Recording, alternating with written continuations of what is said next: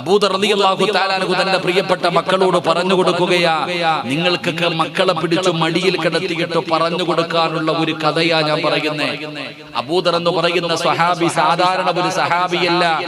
അബൂദർ റളിയല്ലാഹു തആല അൻഹു എന്ന് പറയുന്ന സ്വഹാബിയുടെ മഹത്വം അറിയണമെങ്കിൽ മഹാനായ ആദരവായ പ്രവാചകൻ നബി മുഹമ്മദ് മുസ്തഫ സല്ലല്ലാഹു അലൈഹി വസല്ലമ തങ്ങളും ജിബ്രീൽ എന്ന് പറയുന്ന മലക്ക് രണ്ടുപേരും ഇങ്ങനെ സംസാരിച്ചു കൊണ്ടിരിക്കുമ്പോൾ ഈ അബൂദർ ഇങ്ങനെ നടന്നുപോയി.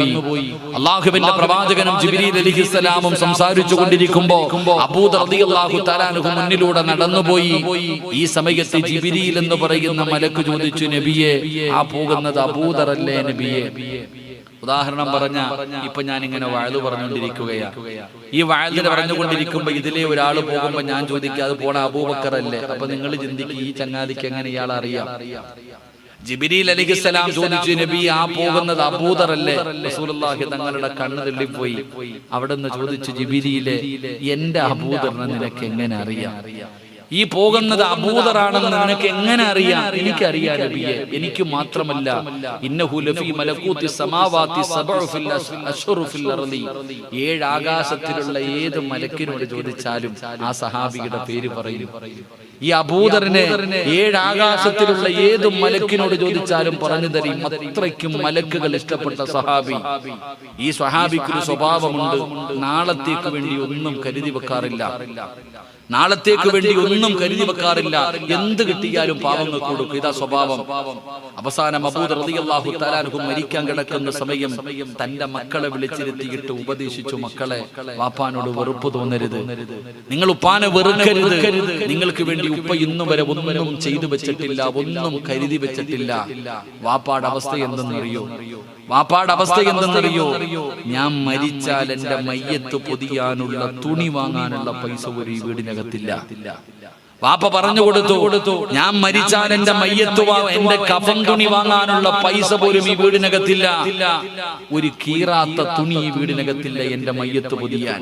ഇതാ പണ്ടത്തെ നമ്മൾ ആരെങ്കിലും ഈ പ്രായമുള്ള ഒരു 40 വയസ്സിന് മുകളിൽ പ്രായമുള്ള ഏതെങ്കിലും ഒരു മകൻ വാപ്പാടെ അടുക്ക പോയിട്ട് ടാബ് വേണമെന്ന് പറഞ്ഞ് അടിയുണ്ടാക്കാറില്ല. എനിക്ക് മൊബൈൽ വേണമെന്ന് പറഞ്ഞു വഴക്കുണ്ടാക്കിയിട്ടില്ല. എന്റെ പ്രിയപ്പെട്ടവരെ, എന്തുകൊണ്ട്? ആ മകൻ അറിയാം എന്റെ ഉപ്പാടെ കയ്യിൽ പൈസ ഇല്ല എന്ന്. പണ്ടുള്ള ഒരു 20-30 വയസ്സിന് മുകളിൽ പ്രായമുള്ള ഒരാളും വീട്ടിൽ പോയിട്ട് എനിക്ക് മൊബൈൽ വേണം, എനിക്ക് ടാബ് വേണം, എനിക്ക് ഉടുപ്പ് വേണമെന്ന് പറഞ്ഞ് ഉപ്പാനെയും ഉമ്മാനെയും വേദനിപ്പിച്ചിട്ടില്ല. കാര്യം അവർക്കറിയാമായിരുന്നു അവരുടെ കയ്യിൽ, ഉപ്പാടെ കയ്യിൽ പൈസ ഇല്ല എന്ന്. നിങ്ങൾ അങ്ങനല്ല. നിങ്ങൾ പട്ടിണി കിടന്നാലും നിങ്ങളുടെ മക്കൾക്ക് നിങ്ങൾ വാങ്ങിക്കൊടുക്കും. കടം പേടിച്ചിട്ടാണെങ്കിലും നിങ്ങൾ വാങ്ങിക്കൊടുക്കും. അവസാനം അവൻ ചോദിച്ചത് വാങ്ങിക്കൊടുക്കാതെ വരുമ്പോ റൂമിനകത്ത് കയറിയിട്ട് കഥകടച്ച ഫാനി കെട്ടി തൂങ്ങി ചാവും. അല്ലാഹു കാത്തിരക്ഷിക്കുമാറാകട്ടെ. എന്തുകൊണ്ടെന്നറിയോ? പണ്ടുള്ള പെണ്ണുങ്ങള്, എനിക്കിപ്പോഴും ഓർമ്മയുണ്ട്, പണ്ട് നമ്മളൊക്കെ ഭക്ഷണം കഴിക്കുമ്പോ ഒരല്പം ഭക്ഷണം താഴെ വീണാൽ ആ താഴെ വീണ ഭക്ഷണം എടുത്ത് പാത്രത്തിലിട്ട് ഉമ്മ പറയും, മോനെ, ഇതേ ഉള്ളു മോനെ, വേറെ ഒന്നും ഇല്ലടാ, ഇത് തന്നെ ഉപ്പ എത്ര കഷ്ടപ്പെട്ടിട്ടാ കൊണ്ടുവന്നത് എന്ന് പറഞ്ഞ് താഴെ വീണ ഭക്ഷണം പോലും എടുത്തു തന്നിട്ട് നമ്മുടെ ഉമ്മ നമ്മളെ കൊണ്ട് തീറ്റിപ്പിച്ചിട്ട് ആ ഭക്ഷണം ഉണ്ടാക്കിയത് എങ്ങനെയാണെന്ന് നമുക്ക് പഠിപ്പിച്ചു തന്നു. ഇന്നോ ഒരു പാത്രം ചോറെടുത്തിട്ട് കൊണ്ട് വലിച്ചെറിഞ്ഞാലും നമ്മുടെ ഭാര്യമാര് പറഞ്ഞു കൊടുക്കാറില്ല. നമ്മൾ മനസ്സിലാക്കേണ്ടത്, പറഞ്ഞു കൊടുക്കണം, സഹോദര, നിന്റെ ജോലി എന്താ, നിന്റെ ശമ്പളം എന്താ, നീ എങ്ങനെയാണ് ഈ പൈസ ഉണ്ടാക്കുന്നത് എന്ന് നിന്റെ മക്കൾക്ക് നീ പഠിപ്പിച്ചു കൊടു. മോനെ, രാവിലെ മുതൽ ഉച്ചവരെ വെയിൽ കൊണ്ട് ഈ ഉപ്പ കടന്ന് തന്റെ രക്തം വിയർപ്പാക്കി കിളച്ചാൽ എനിക്ക് കിട്ടുന്നത് 600 രൂപയാടാ. പഠിപ്പിച്ചു കൊടുക്കണം മക്കൾക്ക്. ഉപ്പാവൻ ഉപ്പാടെ അടുക്കൽ വന്നിട്ട് ചോദിക്കുമ്പോ ഉപ്പാടെ കയ്യിൽ പൈസ ഇല്ല, മക്കളെ പഠിപ്പിച്ചു കൊടുക്കണം. എന്റെ പ്രിയപ്പെട്ടവരെ, അബൂദർ റളിയല്ലാഹു തആല അൻഹു മരിക്കാൻ കിടക്കുന്ന സമയം തന്റെ ഭാര്യയെയും മക്കളെയും അടുത്ത് വിളിച്ചിരുത്തിയിട്ട് പറഞ്ഞു കൊടുത്തു, കഫൻ തുണി വാങ്ങാൻ എന്റെ കയ്യിൽ പൈസ ഇല്ല, എന്നാൽ ഒരു തുണിയെടുത്ത് പൊതിയാമെന്ന് വെച്ചാൽ കീറാത്ത ഒരു തുണിയും ഈ വീടിനകത്തില്ല. പക്ഷേ നിങ്ങൾ പേടിക്കണ്ട. അപ്പോഴും ആ സ്വഹാബി പറഞ്ഞു കൊടുത്തു, നിങ്ങൾ പേടിക്കണ്ട, ഞാൻ മരിച്ചു കഴിഞ്ഞാൽ എന്റെ മയ്യത്ത് കുളിപ്പിച്ചിട്ട് ഉള്ള തുണി വെച്ച് പൊതിഞ്ഞിട്ട് റോഡിൽ കൊണ്ടുപോയി വെക്കണം, വഴിയിൽ കൊണ്ടുപോയി വെക്കണം. കാരണം ആ സ്വഹാബിയുടെ വീടിന്റെ അടുക്ക് വേറെ ആരുടെയും വീടില്ല, ഒറ്റയ്ക്കൊരു വീട്. നാട് കടത്തപ്പെട്ടതാണ് ഈ സ്വഹാബിയെ. എന്തിന്റെ പേരിൽ? പൈസ സൂക്ഷിക്കുന്നവന്മാരുടെ വീടിന്റെ മുന്നിൽ പോയി നിന്നിട്ട് വഅദ് പറഞ്ഞതിന്റെ പേരിൽ. കൊട്ടാരം പണിതവന്മാർ സമ്പാദ്യം കൂട്ടിവച്ചിരിക്കുന്നവരുടെ വീടിന്റെ മുന്നിൽ പോയിട്ട് പറയും, കൊടുക്കടാ പാവങ്ങൾക്ക്, ഇല്ലെങ്കിൽ നാളെ നിന്റെ കഴുത്തിൽ അല്ലാഹു പരലോകത്ത് വെച്ചത് തൂക്കിയിടും. ഇങ്ങനെ പരാതി കാരണം നാട് കടത്തപ്പെട്ട സ്വഹാബി. ഈ സ്വഹാബിയുടെ മയ്യത്ത് പറഞ്ഞു കൊടുത്തു, ഞാൻ മരിച്ചാൽ എന്റെ മയ്യത്ത് റോഡിൽ കൊണ്ടുവച്ചിട്ട് നിങ്ങൾ വഴിയോരത്ത് കാത്തു നിൽക്കണം. ഉംറ കഴിഞ്ഞിട്ട് വരുന്നവരെ കണ്ടാ പറയണം, കഫൻ തുണിയാണ്, ഈ കിടക്കുന്നത് സ്വഹാബിയാണ്, റസൂലുള്ളാഹി തങ്ങളുടെ സഹാബിയ, നിങ്ങളുടെ ഇഹ്റാമിന്റെ വസ്ത്രത്തിൽ പൊതിഞ്ഞിട്ട് കബറടക്കാൻ പറഞ്ഞാൽ മതി. വാപ്പ പഠിപ്പിച്ചു കൊടുത്തു മക്കൾക്ക്. അബൂദർ റളിയല്ലാഹു തആല അവിടെ നിന്ന് മരണപ്പെട്ടു. മക്കള് കുളിപ്പിച്ചു. അവിടെ നിന്ന് ജനാസ ചുമന്നുകൊണ്ട് ജനങ്ങളെ നടന്നു പോകുന്ന വഴിയിൽ കൊണ്ടുവച്ചിട്ട് ഈ മക്കൾ ഇങ്ങനെ കാത്തു നിൽക്കുകയാ. ഒരുപാട് കാത്തു നിന്നു. ഒരുപാട് സമയം കഴിഞ്ഞപ്പോ ഒരു സംഘം ഉംറ കഴിഞ്ഞു വരികയാ. ആ സംഘത്തിന്റെ നേതാവ് മഹാനായ സൽമാൻ അൽ ഫാരിസി റളിയല്ലാഹു തആല അൻഹു. എല്ലാവരും ഉംറ കഴിഞ്ഞു വരികയാണ്. ഈ മക്കൾ ഇങ്ങനെ വഴിയോരത്ത് തടഞ്ഞു നിർത്തിയിട്ട് പറഞ്ഞു, ഈ കിടക്കുന്നത് ഞങ്ങളുടെ വാപ്പയാ, അല്ലാഹുവിന്റെ പ്രവാചകൻ സല്ലല്ലാഹു അലൈഹി വസല്ലമ തങ്ങളുടെ സ്വഹാബിയ. കഫൻ തുണി വാങ്ങാൻ പോലും പൈസയില്ല. ഞങ്ങളുടെ ഉപ്പയെ കഫൻ പൊതിയാൻ ഒരു തുണി പോലും ഞങ്ങളുടെ വീടിന്റെ അകത്തില്ല. അതുകൊണ്ട് നിങ്ങളുടെ കയ്യിലിരിക്കുന്ന ഇഹ്റാമിന്റെ വസ്ത്രത്തിൽ ഞങ്ങളുടെ വാപ്പാനെ ഒന്ന് പൊതിഞ്ഞിട്ട് നിങ്ങൾ കബറടക്കണം. അല്ലാഹുവിന്റെ പ്രവാചകൻ സല്ലല്ലാഹു അലൈഹി വസല്ലമ തങ്ങളുടെ സ്വഹാബിയാണെന്ന് പറഞ്ഞപ്പോ സൽമാൻ തങ്ങൾ ചിന്തിച്ചു, ആരാ അല്ലാഹ് ഇത്രയും ദരിദ്രൻ, ഇത്രയും പാവപ്പെട്ടവനായ സഹാബി ആരാ, ഇത്രയും ദരിദ്രനായ സഹാബി ആരാ? മഹാനായ സഹാബി, മഹാനായ സൽമാൻ അൽ ഫാരിസി റളിയല്ലാഹു തആല അൻഹു ആ മുഖത്തിട്ടിരുന്ന തുണി ഉയർത്തി നോക്കിയപ്പോൾ കിടക്കുന്നു മഹാനായ അവിടുന്ന് സ്വഹാബി കിടക്കുന്നു മഹാനായ അബൂദർ അൽ ഗിഫാരി റളിയല്ലാഹു തആല അൻഹു. അപ്പോഴാ സൽമാൻ തങ്ങൾ പറഞ്ഞത്, സദഖ റസൂലുള്ളാഹ്, എന്റെ മുത്തുനബി പറഞ്ഞത് സത്യമാ. എന്റെ പ്രിയപ്പെട്ടവരെ, നിങ്ങൾ പഠിക്കണം. നിങ്ങളുടെ മക്കളുടെ ഹൃദയത്തിന്റെ അകത്ത് പണത്തിനോടുള്ള ആർത്തിയല്ല പഠിപ്പിക്കേണ്ടത്. എന്റെ പ്രിയപ്പെട്ട പെങ്ങളെ, തന്റെ ഭർത്താവിനോട് ഹറാമായ പണം ഉണ്ടാക്കാനുള്ള വഴിയല്ല പറഞ്ഞു കൊടുക്കേണ്ടത്. നിനക്ക് പെൺമക്കൾ ഉണ്ടെങ്കിൽ നിന്റെ പെൺമക്കൾക്ക് ആരുടെ മുന്നിലും കൈനീട്ടാതെ ആ മക്കളെ അന്തസ്സോടുകൂടി കെട്ടിച്ചു വിടണമെന്ന് നിനക്ക് ആഗ്രഹമുണ്ടെങ്കിൽ ആ പെൺമക്കളെ പിടിച്ചിരുത്തിയിട്ട് സൂറത്തുൽ വാഖിയ പഠിപ്പിക്കുക, സൂറത്തുൽ വാഖിയ ഓതാൻ പഠിപ്പിക്ക്. എന്നിട്ട് പറയണം, ബാപ്പാ, നിർബന്ധമായിട്ടും മഗ്രിബിന്റെ ഇശാഇന്റെ ഇടയിൽ ഈ വീടിന്റെ അകത്ത് സൂറത്തുൽ വാഖിയ ഓതിയിരിക്കണം, നിർബന്ധമായിട്ടും ഓതിയിരിക്കണം. അങ്ങനെ നീ ഓതിപ്പിക്കുന്ന ഒരു വാപ്പയായാൽ നിനക്ക് ടെൻഷൻ വേണ്ട, നിനക്ക് പേടി വേണ്ട. ഒരാളുടെ മുന്നിലും നിനക്ക് കൈനീട്ടേണ്ട ഗതി അല്ലാഹു വരുത്തൂല.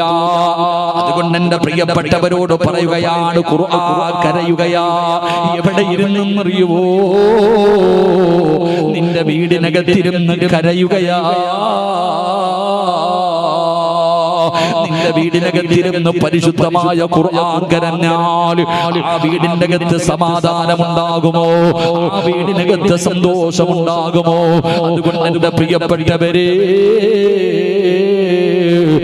നീ ഖുർആനിന്റെ ആയത്തുകൾ ഇത്രയും ഞാൻ പറഞ്ഞു തന്നാൽ ഇവിടെ ഇറങ്ങി പോകുമ്പോ സർവ്വതും തീർന്നല്ലോ. പടച്ചവനെ, ഇത്രയും നേരം പറഞ്ഞതൊന്നും ഓർമ്മയില്ലല്ലോ. നാളെ പരലോകത്ത് കടന്നു വരുമ്പോ ഈ ദുനിയാവിൽ നിനക്ക് ഇടുക്കമുള്ള ജീവിതമാണ്, ഈ ദുനിയാവ് നിനക്ക് നഷ്ടപ്പെടുകയാ. അല്ലാഹുവിന്റെ പരിശുദ്ധമായ ഖുർആൻ പറയുകയാ, അതാ ഖുർആൻ പറയുകയാണ്, വനഹ്ശുറുഹു യൗമൽ ഖിയാമത്തി അഅമാ. നാളെ പള്ളിപ്പറമ്പിലെ ഖബറിന്റെ അകത്ത് നിന്ന് എഴുന്നേറ്റ് വരുമ്പോ നിനക്ക് കണ്ണ് കാണുന്നില്ല, നിനക്ക് കണ്ണ് കേൾക്കൂല, നിനക്ക് കണ്ണ് കാണൂല. പഠിച്ചവരെ, അന്ധയായി കണ്ണ് കാണാത്തവളെ പോലെ, ചെവി കേൾക്കാത്തവരെ പോലെ നീ നാളെ പരലോകത്തെ ഖബറിന്റെ അകത്ത് നിന്ന് എഴുന്നേറ്റ് വരുമ്പോ നീ അല്ലാഹുവേ വിളിച്ചു പറയുകയാ, ഖാല റബ്ബി ലിമ ഹസർതനി അമാ വഖദ് കുന്തു ബസീറാ. എനിക്ക് ചെവി കേൾക്കുമായിരുന്നല്ലോ അല്ലാ, ദുനിയാവിൽ ജീവിക്കുമ്പോ എനിക്ക് കണ്ണ് കാണുമായിരുന്നല്ലോ അല്ലാ, ഇന്നെന്റെ കണ്ണ് കാണുന്നില്ലല്ലോ. ആ സമയത്ത് പറയുകയാ, കാലകദാലിക കാലകദാലിക അതതുക ആയാതുനാ വനസീതഹാ. പടച്ചവനെ മറന്നു കളഞ്ഞല്ലോ, പലതും പറഞ്ഞിട്ട് ഉസ്താദന്മാര് പറഞ്ഞു തന്നപ്പോ കേൾക്കാത്തവരെ പോലെ അന്ധയെ പോലെ നീ നടിച്ച് നടന്നവനല്ലേ.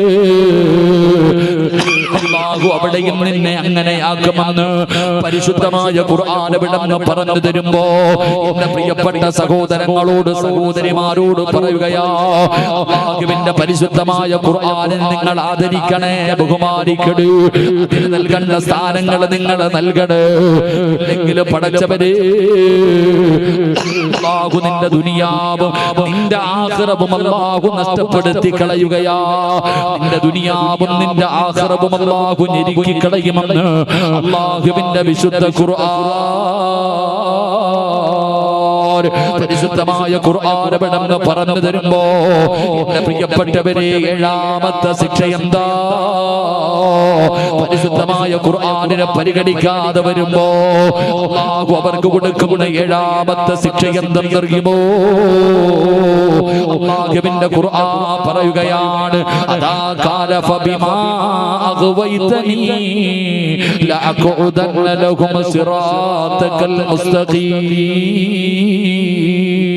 ثم لآتينهم من بين أيديهم ومن خلفهم ومن أيمانهم وعن شمائلهم ولا تجدوا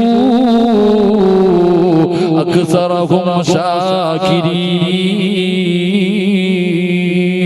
അല്ലാഹുവിന്റെ വിശുദ്ധമായ ഖുർആനിനെ ആ ഖുർആനിന്റെ ആയത്തുകൾ കേട്ടിട്ട് അവഗണിക്കുന്ന മനുഷ്യ, നിന്നെ അല്ലാഹു പിശാചിന്റെ കൂട്ടുകാരനാക്കുമെന്ന് അല്ലാഹുവിന്റെ വിശുദ്ധ ഖുർആൻ.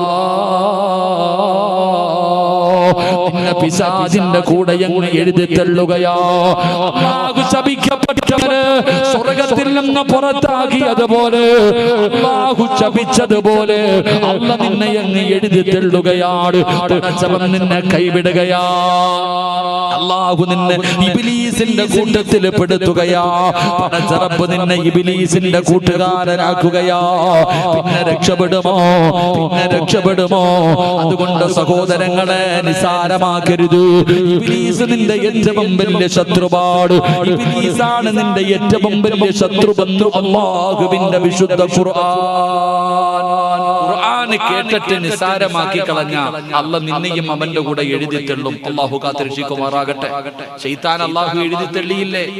ആദം നബി അലൈഹിസ്സലാമിന്റെ മുന്നിൽ സുജൂദ് ചെയ്യാൻ പറഞ്ഞപ്പോ അല്ലാഹ് ഞാനാണ് ആദമിനെക്കാളും വലിയവനെന്ന് പറഞ്ഞപ്പോ അല്ലാഹു അവനെ എഴുതി തള്ളിയതുപോലെ നിന്നെയും അല്ലാഹു തള്ളിക്കളയും അവന്റെ കൂട്ടത്തിൽ. അല്ലാഹു കാക്കുമാറാകട്ടെ.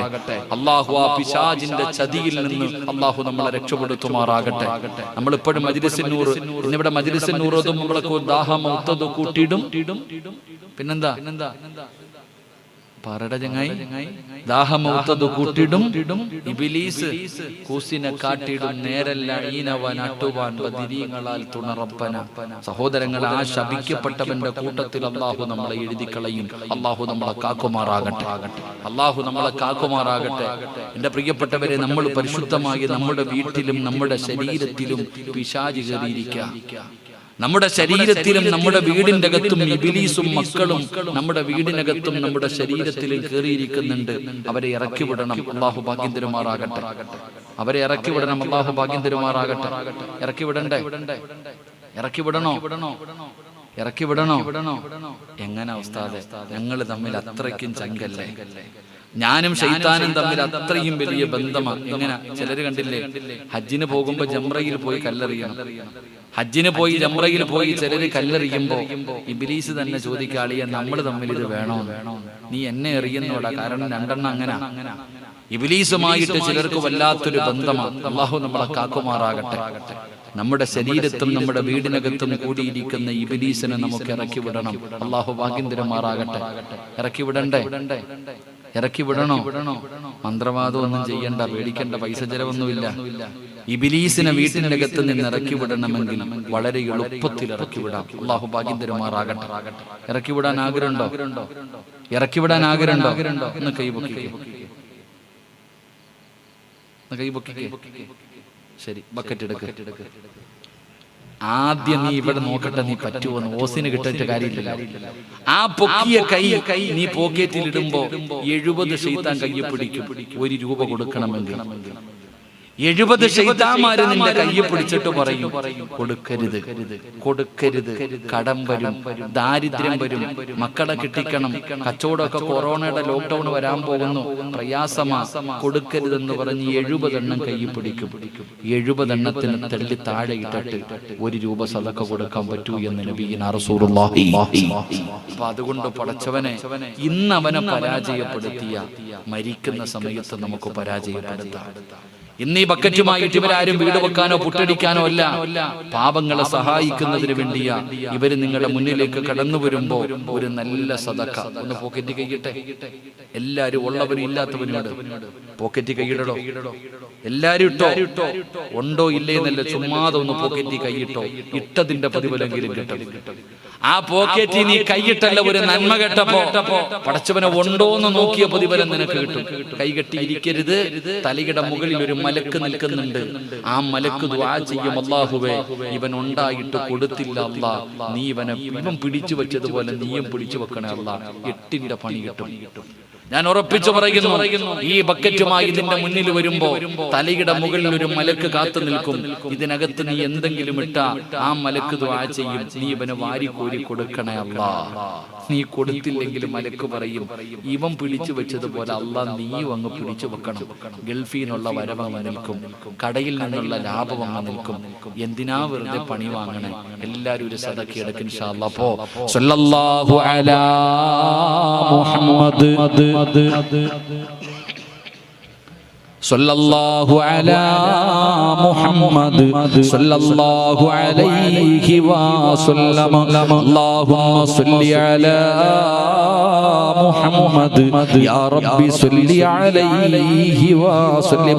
റഹീമായ അല്ലാഹ്, കരുണക്കടലായ അല്ലാഹ്, കാരുണ്യവാനായ അല്ലാഹ്, ആരെല്ലാം മനസ്സറിഞ്ഞു കൊണ്ടൊരു സദഖ കൊടുക്കുന്നുണ്ടോ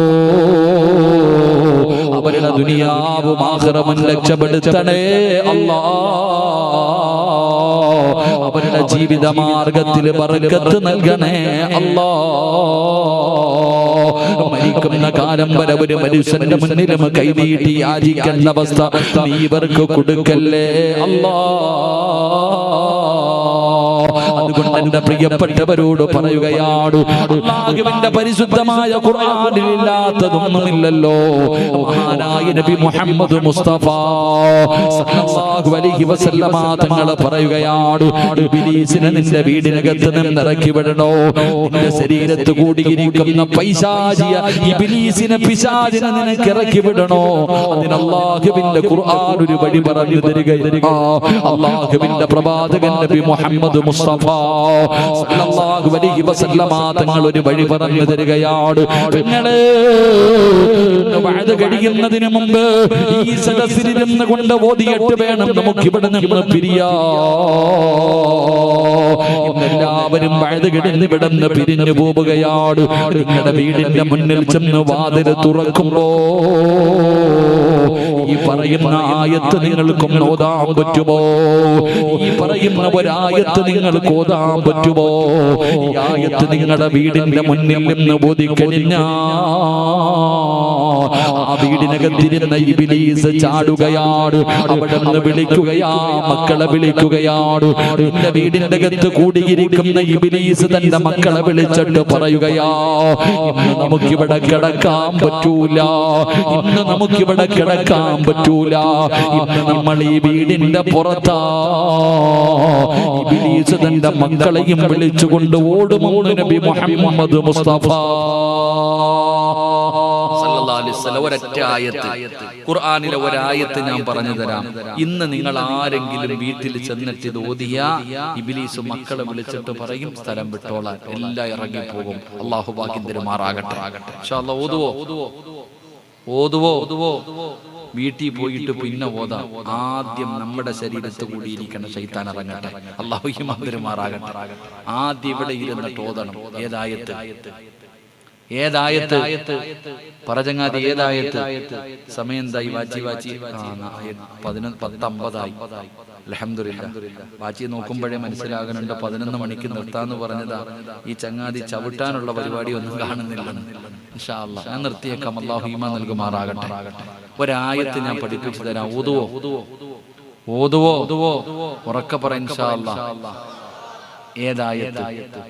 ആയത്തുൽ കുർസി. ഏതായത്ത്? ആയത്തുൽ കുർസി. ഓതാനറിയോ? ഒന്ന് ഓദിക്കേ. ബിസ്മില്ലാഹിർ റഹ്മാനിർ റഹീം.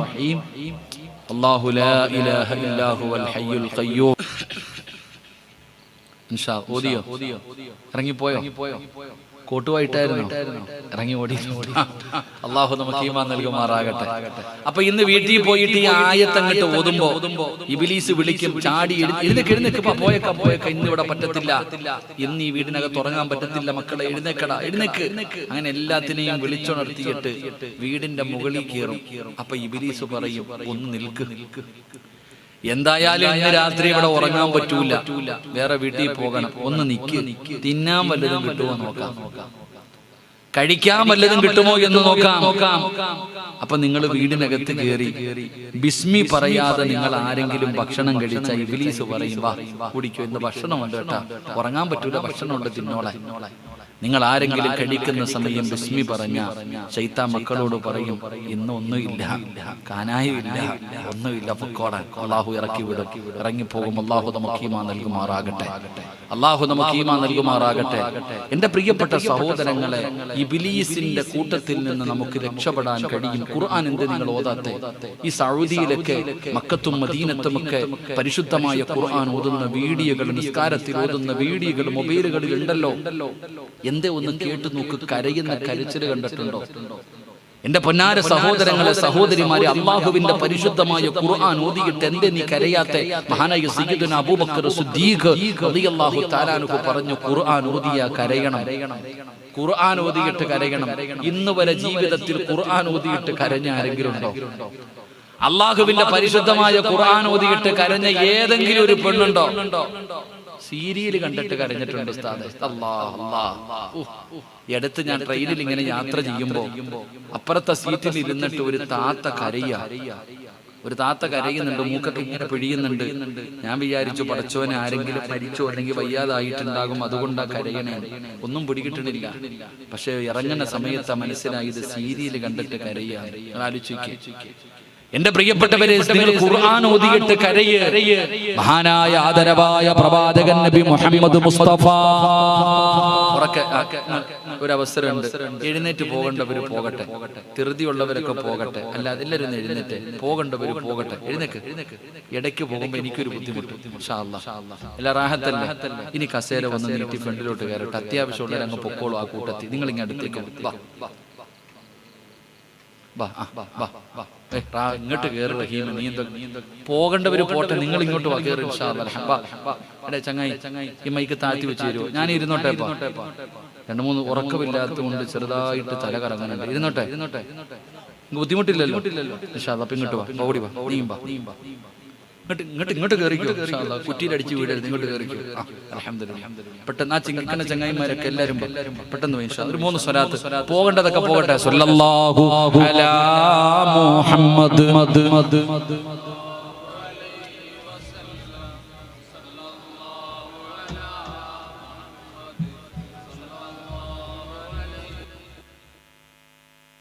ഇൻഷാ അല്ലാഹ്. അൽഹംദുലില്ലാഹ്. ആ നിക്കണ ചങ്ങാതിമാരൊക്കെ ഒന്ന് കയറിക്കേ.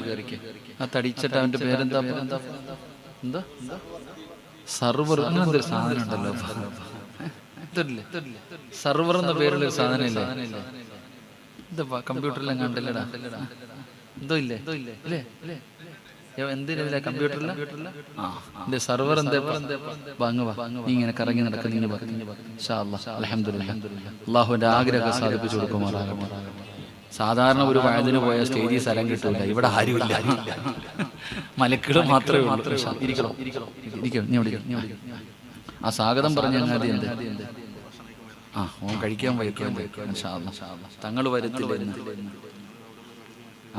അപ്പൊ ഇന്നത്തെ ഉദ്ഘാടനം ഞാൻ തന്നെയാണ്. അള്ളാഹു ആഫിയത്തുള്ള ദീർഘായുസ്സ് കൊടുക്കുമാറാകട്ടെ. എന്റെ പ്രിയപ്പെട്ട സഹോദരങ്ങളെ, സഹോദരിമാരെ, ഖുർആൻ ഓതുമ്പോ കരയണം. കരഞ്ഞിട്ടുണ്ടോ നിങ്ങൾ ആരെങ്കിലും? നമുക്ക് ആരെങ്കിലും വരുമോ? ഈ പറയണ ഞാൻ പോലും കരയാറില്ല. നമ്മൾ ആരെങ്കിലും അള്ളാഹുവിന്റെ പരിശുദ്ധമായ ഖുർആൻ ഓതുമ്പോ കരയാറുണ്ടോ? കരയാറില്ല. മഹാനായ ആദരവായ പ്രവാചകൻ നബി മുഹമ്മദ് മുസ്തഫ സല്ലല്ലാഹു അലൈഹി വസല്ലമ തങ്ങൾ ഒരിക്കൽ സ്വഹാബത്തിന്റെ ഇടയിലേക്ക് കയറി വന്നു. സഹാബത്തിന്റെ ഇടയിൽ കയറി വന്നിട്ട് പരിശുദ്ധമായ ഖുർആൻ എടുത്തു കൊടുത്തിട്ട് പറഞ്ഞു, സൂറത്തു തകാസുർ ഓത്. ഖുർആൻ ഓതിക്കൊണ്ടിരിക്കുന്ന സഹാബിയോട് പറഞ്ഞു, സൂറത്തു തകാസുർ ഓത്. സഹാബി അങ്ങോട്ട് ഓതാൻ തുടങ്ങി. മുത്തുനബി കരയാൻ തുടങ്ങി. അള്ളാഹുവിന്റെ പ്രവാചകൻ സല്ലല്ലാഹു അലൈഹി വസല്ലമ തങ്ങൾ കരയാൻ തുടങ്ങി. സഹാബികൾ മുഴുവൻ ഇങ്ങനെ വെടികൊണ്ടതുപോലെ ഇരിക്കാം. മുത്തുനബി ഇരുന്ന് കരഞ്ഞു. ഓതി അങ്ങോട്ട് തീർന്നപ്പോ ചോദിച്ചു, നിങ്ങൾ ആരും കരയാത്ത എന്താ? ഞങ്ങൾക്ക് കരച്ചിൽ വരുന്നില്ല നബിയെ, ഞങ്ങൾക്ക് കരച്ചിൽ വരുന്നില്ല, ഒന്നുകൂടെ ഓതു. സ്വഹാബി അവിടെ നിന്ന് രണ്ടാമത് മോദി. നബി സല്ലല്ലാഹു അലൈഹി വസല്ലമ തങ്ങൾ കരഞ്ഞു. കരയുന്നത് കണ്ടപ്പോ ചില സഹാബികൾ കൂടെ കരഞ്ഞു. ഓതി കഴിഞ്ഞപ്പോ പ്രവാചകൻ ചോദിച്ചു, നിങ്ങൾ എന്താ കരയാത്തത്? കരച്ചിൽ വരുന്നില്ല നബിയെ. റസൂലുള്ളാഹി തങ്ങൾ പറഞ്ഞു, എങ്കിൽ നിങ്ങൾ അഭിനയിക്കുക. നിങ്ങൾ കരയണ്ട, കരയുന്നവരെ പോലെ നിങ്ങൾ അഭിനയിക്കുക. മൂന്നാമത് മോദി. സ്വഹാബത്ത് ഓതി, മുത്തുനബി ഓതി.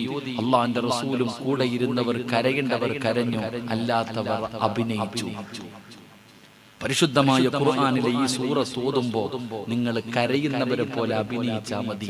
അള്ളാഹു നിങ്ങൾക്ക് സ്വർഗം തരുമെന്ന് നബി മുഹമ്മദ് മുസ്തഫ.